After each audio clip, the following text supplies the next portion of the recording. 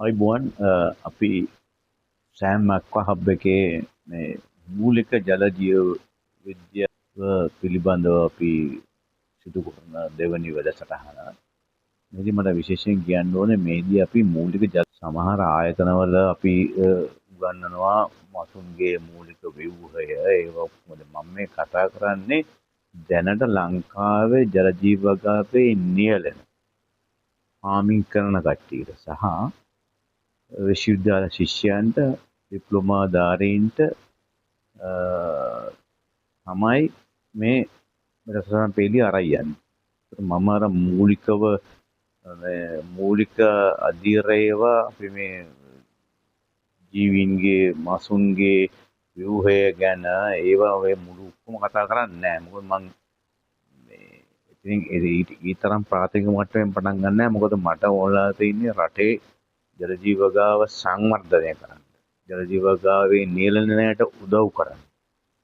මේ සහ විශ්වවිද්‍යාල ශිෂ්‍යයෝ කවදර දවසක මේ උපාධි ඉවර කරලා අපේ ලංකාවේ ජල ජීව ගා ක්ෂේත්‍රයට මොනවා හරි දෙයක් කරයි කියලා ප්‍රායෝගික දැනුම ලබා දෙන්න තමයි මම මේ වැඩසටහන් මාලාව ඉදිරිපත් කරන්නේ. ඉතින් අපි දැන් කලින් වැඩසටහනෙන් කතා කරා වෝටර් ක්වොලිටි ගැන මූලික දේවල් ටික. දැන් අපි අද කතා කරනවා දැන් මාළුන්ට මේ විසතුරු මාළුන්ට සහ ආහාර සඳහා ගන්න ජල ජීව වගාව සිදු කරන තිලාපියා එතකොට අඬු විස්සෝ එහෙම නැත්නම් අපි තව කියනවා සීබාස්ලා වගා කරනවා. ඒ වගා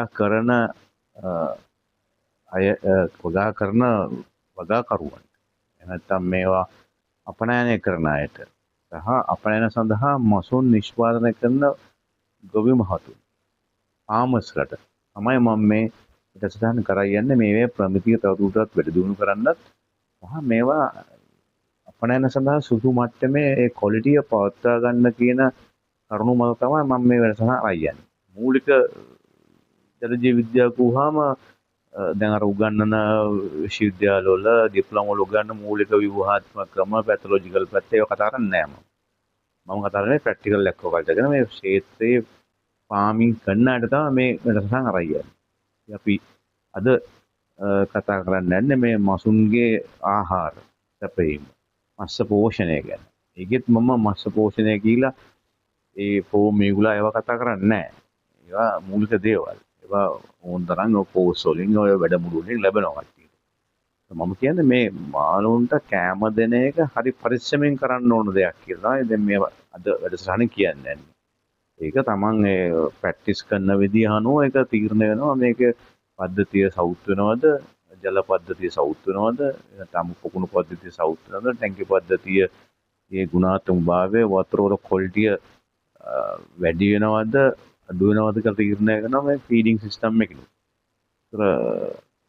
ඒතර ඉස්සන්ද මාළුන්ද විසතුරු මාළුන්ද ඔක්කොටම අදාළයි. එකක් කෑම අපත යන එක දෙක ජලයේ ගුණාත්මක භාවය අඩු වෙලා ඒවැ පැතජන් ලෙවල් එක වැඩි වෙලා ඇමෝනියා ලෙවල්ස් වැඩි වෙලා නයිට්‍රේට් වල ප්‍රමාණය වැඩි වෙලා වතුර අපිරිසුදු වෙනවා. ඒ සතාට ඉන්න බෑ ඒකේ. කියන්නේ සාමාන්‍ය ආකාරයෙන් උඩ වර්ධනය වෙන්න බ්‍රීඩ් වෙන්න ඒ හිතකර ජල සැපයුමක් එයාට නැහැ. මොකද මේ මාළුන්ට ඒ ජලයේ ගුණාත්මක භාවය තිබ්බොත් තමයි එයාගේ සාමාන්‍ය දිනචර්යා රටාව සිදු වෙන්නේ. හොඳට කෑම කන්නේ ක්‍රියාශීලී වැසරෙන්නේ වතුර ගුණාත්මක වැඩි වෙන්නේ. ඒකින්ද අපි කෑම දීමේදී පරිස්සම් වෙන්න ඕන ඕවර් ෆීඩ් එකක් නැති වෙන්න.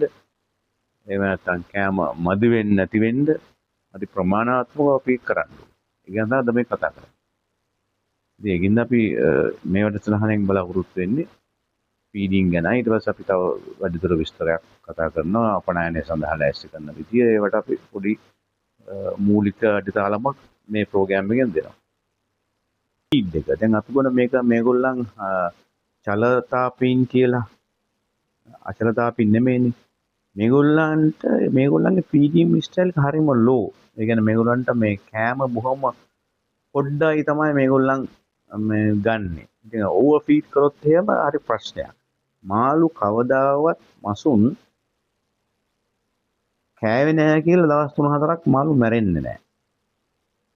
කෑම වැඩි වුණොත් තමයි ජලයේ තියෙන ඇමෝනියා ලෙවල් එක ඒවා පල් වෙලා මාළු ටැංකියකුණත් ඒකයි. ඔයගොල්ලන් ගෙදර ආයෙත් මාළු ටැංකිය කෑම වැඩිපුර දැම්මොත් එහෙම අපේ හිතේ ආසාවට කනවා කියලා දැම්මොත් එහෙම කනවා කියපුවම ගොඩක් දුරට ඒ අපත යනවා. එකක් තමයි කෑම අපත යනවා. දෙකක් තමයි ජලයේ වතුර අපිරිසුදු වෙලා ඒ විවිධ රසායන ද්‍රව්‍යයන් ඒවා තුල ප්‍රතික්‍රියා කරලා ඇමෝනියා ලෙවල් එක ඒ වගේම පැතජන් ලෙවල් එක වැඩි වෙන එක තමයි වෙන්නේ. ෆීඩ් පුළුවන් තරම් සාමාන්‍ය දෙන. ඒගොල්ලන්ට තියෙනවා මේ මාළුන්ගේ ෆීඩ් ගන්න chart තියෙනවා. ඒ chart එක ගන්නොත් අපේ ෆුඩ් ෆිෂ් නම් අපි FCR එක ෆුඩ් කන්සර්වේෂන් රේෂියෝ එකට තමයි දාන්නේ. ඒගොල්ලන්ගේ වර්ධනයත් එක්ක ඒගොල්ලන්ගේ බයෝමාස් එක තරම් එහෙම නැත්නම් අවරේජ් ජීවිත තරම් ඒගොල්ලන්ගේ බොඩි වේට් එකෙන් යම් කිසි percentage එකක් තමයි අපි 10% ඉඳන් 4 5 6 වගේ ඒ වගේ percentage වලට ඒ වර්ධන අවධිය අනුව ඒව වෙනස් කරනවා. ඒක දැන් විසුරු මාළුන්ගේ ඒක අපිට එහෙම මයින්ඩ් අවශ්‍ය නැහැ. අපි ඉතින් කන විදිය බලලා තමයි ටිකක් දාන්නේ. ගොඩක් දැම්මොත් ඕවර් ෆීඩ් ගියොත් ටැංකේ පතුලේ දැන් මඩ පොකුණු පද්ධති පතුලේ කෑම ඉතුරුනොත් ඒක ලොකු හානියක් වෙනවා. ඉතින් අපි ෆීඩින් ස්ටයිල් එකත් මාළුන්ට කෑම දාන එකත් හරියට බලන්න ඕනේ. ඒක හොඳ පෝෂණයෙන් උත් හොඳ ෆෝමියල් එකක් තියෙන සමහර ඒවා දෙනවා ඔහේ දානවා කෑම ඒක තේරුම්න්නේ හරි ෆෝමියල්. ඒ කියන්නේ හොඳට ප්‍රෝටීන් අමාචූටි පැටව ගාලා ප්‍රෝටීන් ලෙවල් එක වැඩි වෙන්න ඕනේ. වර්ධන අවදි නිසා ටිකක් ලොකුට වර්ධනලා මැචෝ වෙනකොට ප්‍රෝටීන් ලෙවල් අඩු වෙන කමක් නැහැ ෆීඩ් එකේ. ඒකේ පෙලට් සයිස් එක උන්ට කන්න පුළුවන්. සමහර මාළුන්ගේ කාලු කන්නේ ජලයේ යටදී. අපි උදාහරණයක් වශයෙන් ගත්තොත් තිලාපි ගොඩක් ඔය ෆයිටර්ස්ලා කට උඩට තියෙන මාළු විශේෂ ගොඩක් වෙලාට පාවෙන කෑම. ඒ ප්‍රෝටීන් මේ ෆීඩ් පෙලට්ස් තමයි කන්න කැමති. ඒ වගේට ඒව බලලා දාන්න. සමහර ජලයේ මැද පීනන මාළු ඉන්නවා ඒන්ජල් වගේ. ඒගොල්ලන්ට සින්කින් කියන යට ගිලන කෑම එකක් දැම්මම ප්‍රශ්නයක් නැහැ. සින්කින් ෆීඩ් කනවා ඒගොල්ලන්. යට ගියට ප්‍රශ්නයක් නැහැ. සමහර අය ඉන්න බොටම් ෆීඩර්ස්ලා ඔය ස්කැවෙන්ජර්ස්ලා වර්ග තව ඒ වගේ විශේෂ ඉන්නවා. බොටම් ෆීඩ් දැන් ඉස්සු වගේ අය නම් ඉස්සු වර්ග ඔක්කොම බොටම් ෆීඩින් තමයි ඒගොල්ලන් කරන්නේ. බීමට වටනවා. දැන් සමහර වනමේ ඉස්සෝ නම් මැදදිස් කනවා අල්ලගෙන. කොහොමද ඒගොල්ලන් සින්කින් ෆීඩ් කියන්නේ ජලයේ යට යන කෑම වර්ග තමයි. ඒ කියන්නේ සතාගේ ප්‍රමාණය අනුව ෆීඩ් පෙලට් එක සයිස් එක බලලා දාන්න ඕනේ. සතාට කන්න බැරි විදියට පෙලට් එක ලොකුවට දැම්මොත් එයාට කන්න බෑ. ඒක මිශ්‍රණ එක ඊට පස්සේ දියලා බොටම් එකට ගිහිල්ලා ඒවා ජරා වෙනවා. ජරා වුණා වන්න අපිට ඒ බොටම් එක සවුත් වෙනවා. දාලා පොකුණු පද්ධතිය. ඒවා ඉක්මනටම සයිපන් කරන්න ඕනේ. එහෙම නැත්නම් ඕකට චේන්ජ් එකක් දෙන්න ඕනේ. ඒවා ඉතින් අපි සැලකුවුතු කරුණු මේ ජල ජීව වගාවේ. මේවා මූලික කරුණු. අපි ඉතින් ඒ ඉස්සරහට බලමු මේ මාළුන්ගේ ඉදිරි සැලස්මන් වලදී ඉදිරි මේ ෆාමින් වලදී අපිට ඕගලන්ට පුළුවන් විදිහට විද්‍යාත්මක දැනුම හරියාකාරව දෙන්න උත්සාහ කරනවා. දැන් මම තව එක විශේෂ දෙයක් කියන්න ඕනේ. අපනයනය සඳහා මාළු ලෑස්ති කරනවා නම් ඒක ක්වොලිටි එක කරන්න ඕනේ. ඒක නිකන් මේ මාළු ටිකක් දාලා කෑම ටිකක් දාලා අල්ල ගන්න පුළුවන් ලෙවල් එකේ මේක සයන්ස් එකක්. මේක ආචාර උපාධි දක්වා යන විෂයක් මේක. විශ්වවිද්‍යාල දැන් මේ උපාධි ජල ජීවක උපාධි වුණාන් තියෙනවා. මේ ශිෂ්‍යෝ අපිත් එක්ක ඉනවා මේ ඉන්ටර්න්ෂිප් වලට. ඒගොල්ලන්ගේ තියරිකල් දැනුම තිබ්බට මේක ප්‍රැක්ටිකල් ඇප්ලයි කරද්දි මේ රටට හරි ප්‍රොඩක්ට් එකක් වෙන විදිහට රටේ අපනයන ආදායම වැඩි වෙන විදිහට ඒගොල්ලන් මේක යෙදවීම කරොත් තමයි රටට වාසිදායක වෙන්නේ. මේ ගෙනීම. ඒකට ප්‍රැක්ටිකල් එකක් අපච්ච තියෙන්න ඕනේ. ඒ වගේම මේ අපනයනය සඳහා මසුන් ඇති කරන කට්ටියට මේක දැන් හොඳ අවස්ථාවක්. දැන් අපිට දැන් ලබන මාසෙන් පස්සේ මේ යුරෝප් සීසන් එක. ඒ සීසන් එකට මාළු ටාගට් කරලා මාළු හදන්න ඕනේ. නැත්නම් මාළු හදාගෙන ඉන්නවා මේ විකිනෙන්නේ නැහැ කියලා කට්ටිය කියනවා. ඒක වෙන්නේ ඒ අදාළ අපනයන කරුවන් සමග සම්බන්ධ වෙලා මේක උන්තරම් පුළුවන් ඔය මේ EDP එකෙන් අහගන්න අපනයන කරුවන්ගේ ලිස්ට් එක ගන්න පුළුවන්. ඒ වගේම ඒ වෑන් අපිට මේගොල්ලන්ට පුළුවන් මේ අපනයන සීසන් ටික වැඩිපුර මාළු මූව් වෙන්නේ කොහොමද? දැන් සාමාන්‍යයෙන් ඇමරිකාවේ මැද ප්‍රදේශ රටවලට හැම වෙලේම අවුරුද්ද පුරා මසුන් යනවා. අපිට දැන් ඒ ඕඩර් සයිඩ්ලා තියෙනවා. හැබැයි යුරෝප් සීසන් එක පටන් ගන්න එක කාලයයි. ඒක තමයි ඒගොල්ලෝ මාළු වැඩිපුර අපින් ඉල්ලුම් කරන්නේ. ඒතර අපේ ඒගොල්ලන්ට සප්ලයි කරන වැඩි. ඒතකොට දැන් ඔය මැද ප්‍රදේශ යුරෝප් ඇමරිකාව ජපන් වගේ රට ඔක්කොටම එක ටිකටම චයිනා එක ඔක්කොටම ෂිප්මන්ට් දෙද්දී විශාල මාළු ප්‍රමාණයක් වුණා ඒ කාලේ. ඒ කාලේ ප්ලෑන් කළා මේගොල්ලන් මසුන් අස්සයන් වැඩිපුර ගන්න ඕනේ. අදාළ අපනයන කරුවන්ට මසුන් දිගටම සප්ලයි කරන්න. මේ හොඳින් මසුන් සප්ලයි කරලා හොඳ ප්‍රමිතියෙන් හදනවා නම් හොඳ ආදායමක් ගන්න පුළුවන්. හැම කෙනාටම. හොඳ ආදායමක් ගන්න පුළුවන්. ඉතින් ඒක ඒ සඳහා ඒ හරි මසුන් නිෂ්පාදනය කරන්න තමයි අපි මේ වැඩසටහන් කීපය නිර්මාණය කරලා ඉදිරිපත් කරන්නේ. අපි ඉදිරියේදී ප්‍රායෝගිකව ඒ සයිට් වල ඉඳගෙන ඒ ෆාම් වල ඉඳගෙන මේ ප්‍රෝග්‍රෑම් ටික කරනවා.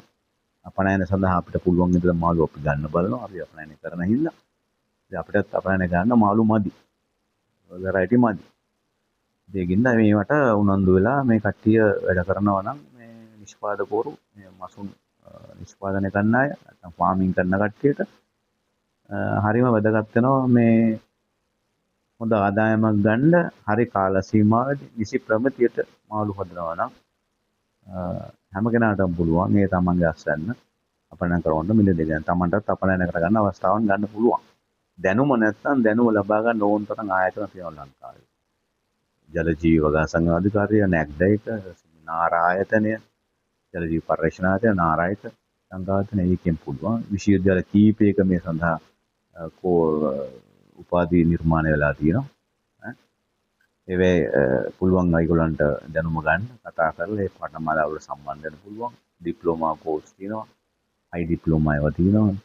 දෙදින තෙදින දවස් 7 දවස් 10 වැඩමුළු තියෙනවා. මේවෙන් දැනුම ගන්න පුළුවන්. ඒවා ඉන්නවා සයන්ටිස්ට්ලා ඒගොල්ලෝ උගන්වනවා. ඉතින් මේ දැනුම ලබා ගන්න බෑ කියලා මේ තමන් උනන්දු වෙන්න ඕනේ.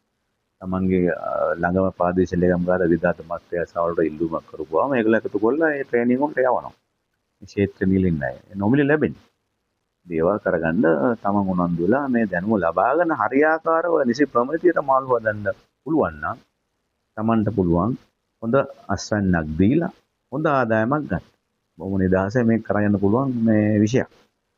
මහන්සි වෙන්න ඕනේ. ඒක හරි පිළිවෙලට කරගන්න ඕනේ. තමන්ගේ පද්ධතිය හරියාකාරව විද්‍යානුකූලව හදාගත්තාම සහ හරි උපදෙස් මත දැනුම ලබාගෙන මේක කරගත්තාම වරදින්නේ නැහැ කවදා. ඒ නිසා මේක හොඳ ස්වයං රැකියාවක්, ඒ වගේම හොඳ ව්‍යවසායකත්වය වැඩි කරගන්න පුළුවන් ව්‍යාපාරයක්. Tamanට අපනයන කරුවෙක් දක්වා යන්න පුළුවන් මාර්ගයක් මේක. ඩොලර් උපයන්න පුළුවන් මාර්ගයක්. මේක හරියාකාරව කරගත්තොත් රටටත් විදේශ වෙනවා. Tamanටත් හොඳ ආදායම ලැබෙනවා. එහෙනම් අපි ඊළඟ ප්‍රෝග්‍රෑම් වලින් හමු වෙමු. අදට හමු ගන්න. බොහොම ස්තුතියි.